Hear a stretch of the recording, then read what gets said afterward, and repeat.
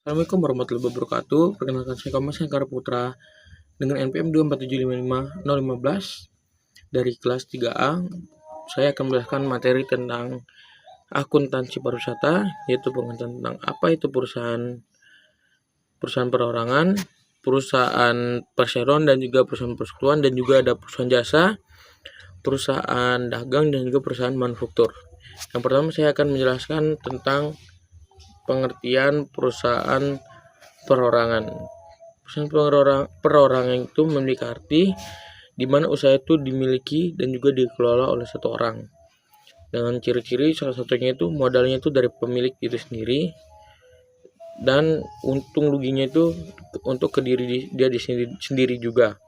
Contohnya itu ada seperti warung toko ada kelontong, ada usaha milik pribadi yang biasa juga kita lihat di daerah-daerah kita. Lalu yang kedua itu ada perusahaan persekutuan. Pengertian dari perusahaan persekutuan ini adalah usaha yang didirikan oleh dua orang atau lebih dengan perjanjian untuk mencari keuntungan bersama. Ciri-cirinya itu ada modalnya itu berasal dari sekutu, dan juga perjanjian itu tertulis secara resmi dan dibatani oleh hukum. Dan ketiga itu ada perusahaan perseroan. Perusahaan perseroan itu adalah badan usaha yang berbadan hukum yang modalnya terbagi atas saham dan pemiliknya adalah pemegang saham. Ciri-cirinya itu modal itu dari saham, dan itu dikelola oleh direksi dan juga diawasi oleh komisaris.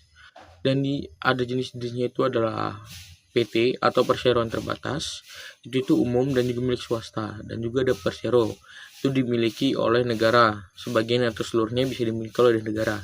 Contohnya itu adalah PT Pertamina, PT Telkom Indonesia, Indofood, dan juga masih banyak lainnya.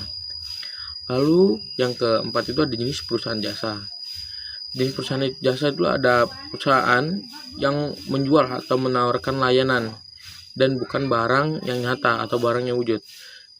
Ciri-cirinya itu adalah kayak seperti salon, kayak seperti rumah sakit, bank, biro jasa, dan juga lain-lainnya.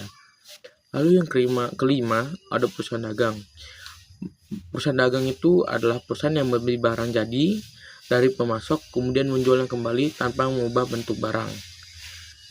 Dan dari perusahaan dagang ini memiliki ciri-ciri itu adanya kegiatan beli, simpan, dan juga jual. Dan keuntungan dari perusahaan dagang itu diambil dari harga beli dan juga